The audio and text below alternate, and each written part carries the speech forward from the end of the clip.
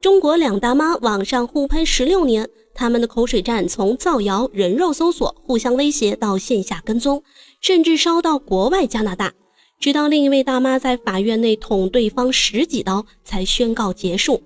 该事件还被网友戏称为上海与河南之战。那么本是普通骂战是如何发展到兵刃相向的地步？事情还得从2005年说起。2005年，上海大妈沈琴琴在某天傍晚上论坛找资料，准备为全家移民加拿大做准备工作。然而首先映入她眼帘的是一篇炫富、极具讽刺的帖子。你们这些穷鬼就别想着出国了，出去也只是给老外刷盘子，丢中国人的脸。像我这种有实力的，出了国那才叫享福。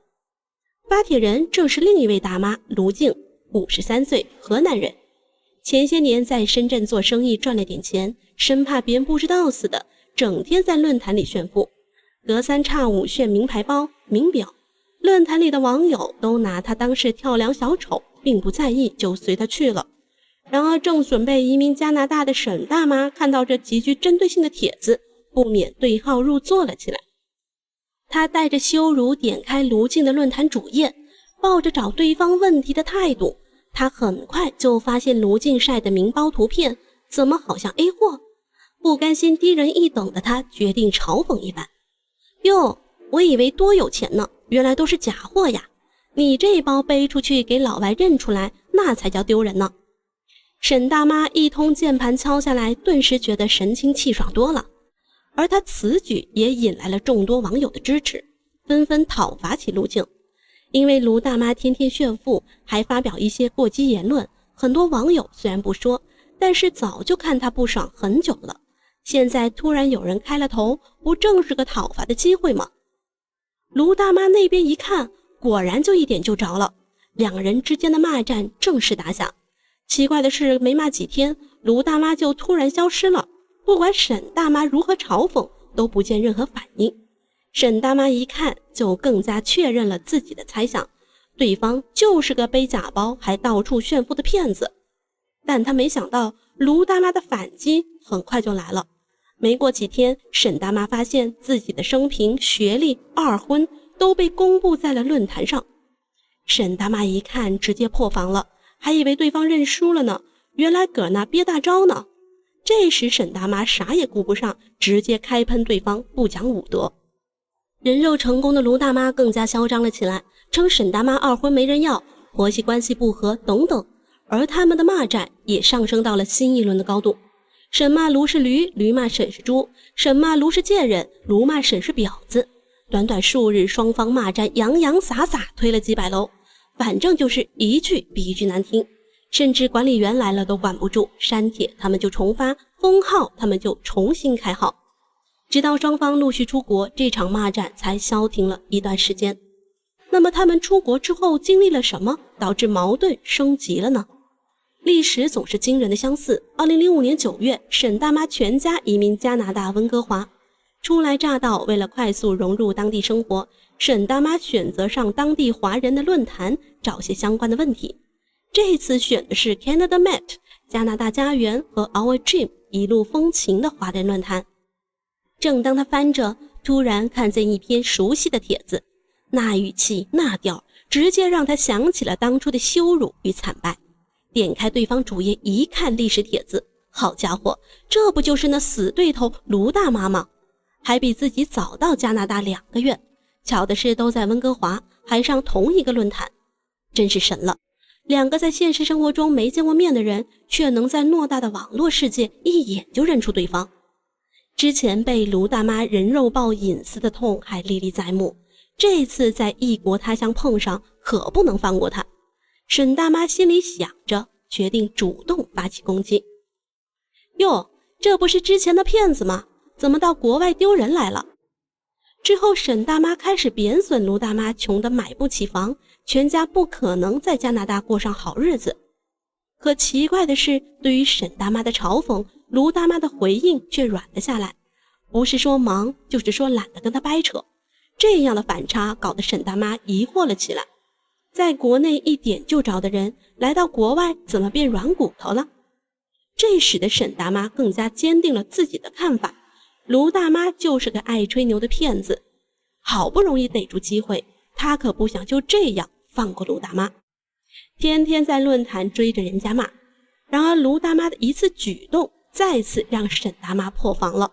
2007年10月，卢大妈突然在论坛晒出一张小洋房的信息，沈大妈一看简直难以置信，自己刚说她买不起房，现在突然晒出房产信息，这不是明摆着给她看吗？打她的脸。沈大妈不敢相信，也不愿相信，于是继续在论坛上造谣，说卢大妈的房子是假的。直到2009年，卢大妈在网上公布一则招租广告，准备把自己洋房的空闲地下室出租。沈大妈为了验证自己心中猜想，叫自己的朋友假装租客去看房，结果房子是真的，还比自己的房子豪华几倍有余。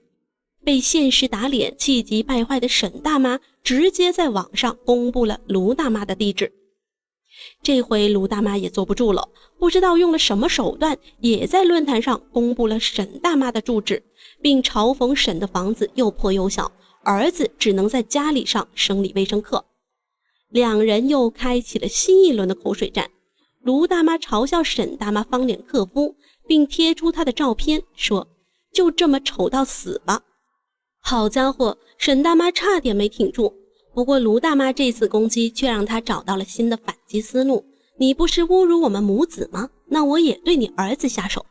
于是从2010年开始，沈大妈就开始跟踪卢静的儿子，试图从他儿子身上找到黑料。然而他并没有找到，于是他又开始在网上造谣，说卢静的儿子是个不学无术的小混混，压根考不上好大学。可没想到打脸来得如此之快。2010年4月，卢大妈直接晒出儿子的哈佛大学录取通知书，在炫耀的同时还不忘狠狠羞辱沈大妈一把。破防了，这回属实破防了。论坛上的网友也纷纷开始指责沈大妈乱说话。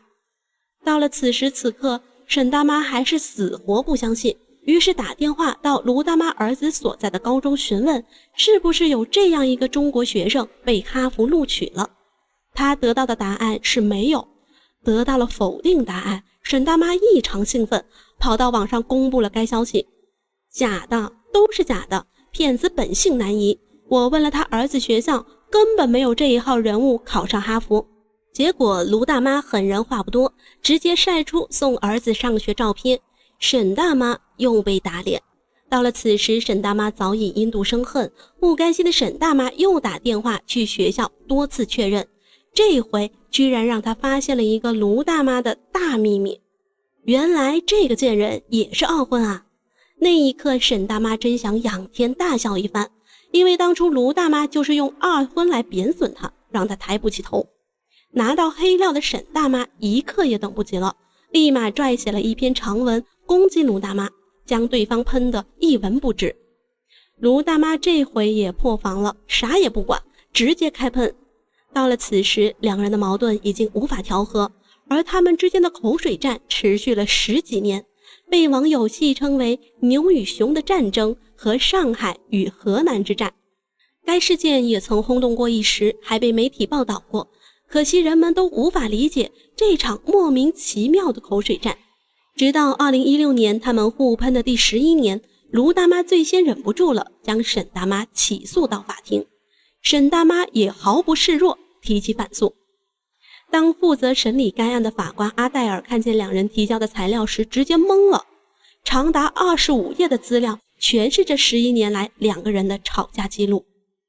阿黛尔内心无比崩溃，由于两人都没有请律师，诉状都是自己写的，毫无逻辑可言。阿黛尔试图整理两人提交的材料，整整撰写了50页的判决书，用法律来平息两人之间的战争。最终得出的结论是两人都造成诽谤罪，于是决定各打50大板。沈赔卢9000加币，卢赔沈8500加币。沈大妈多出500的原因是起诉期间还在论坛上追着骂，所以多罚500。可清官难断家务事，两个怀着虚荣、嫉妒、仇恨的心，哪里是法律能断得清的？在沈大妈看来，为什么罪名一样，自己却多赔500？多赔500不就意味着自己输了吗？每次都是以自己惨败告终，孰可忍，审不可忍。于是沈大妈只赔了卢大妈250加币，这个数字代表着什么？不言而喻。而在卢大妈看来，自己明明没有错，为什么也要赔8500加币？虽然没有亏钱，但这不就意味着自己也有错吗？更气的是，对面只赔了个250。于是卢大妈再次将沈大妈起诉到法庭，要求赔偿剩余尾款，并删除所有骂她的帖子。可没想到卢大妈等来的不是另外250加币，而是刀子。2021年5月25日开庭这天，卢大妈与沈大妈先后到达法庭。卢大妈先拉个皮箱进了房间，后面沈大妈穿着一身红衣，拉个皮箱背个挂包走过安检，包里装的是一把锤子和一把切鱼刀。因为当时是早上，而且只是一场普通的民事诉讼，由于法院也没有金属探测门，所以沈大妈就这样顺利带着凶器进入法庭。进去之后放下拉杆箱，她还出门观察了四周，确定没人，她才走进去动手。沈大妈先是用锤子敲了卢大妈的后脑勺，再掏出切鱼刀狂捅对方10几下。卢大妈期间发出激烈的惨叫，这时候现场的法庭书记员才缓过神，立刻砸响报警铃。等法警赶到房间时，已经到处是血，他们迅速将沈大妈控制，卢大妈则被送往医院抢救，好在现在已经无生命危险。原本是普通的民事诉讼，就这样变成了刑事诉讼。2022年4月，本案开庭审理，被害人卢大妈出庭作证。7月份，沈大妈在监狱遭到不明袭击，需要手术，因此案件暂停，后已恢复，不过目前还未出结果。回顾本案，获得这样的结果，其实两人都不冤。卢大妈条件不差，却自带优越感，目中无人，结果招人怨恨，最终自食其果。沈大妈虚荣心作祟，妄想在一个比自己优秀的人身上寻找优越感，屡屡被打脸，而后心理产生扭曲，最终失去自我，并遭到反噬。16年的相互碰撞，两个嘴臭的大妈都获得了相应的惩罚，一个身受重伤，一个获得牢狱之灾，最终以2败俱伤收场。那么您又是怎么认为的呢？究竟谁对谁错呢？欢迎您的留言。本期视频就到这里，感谢您的观看，我们下期再见。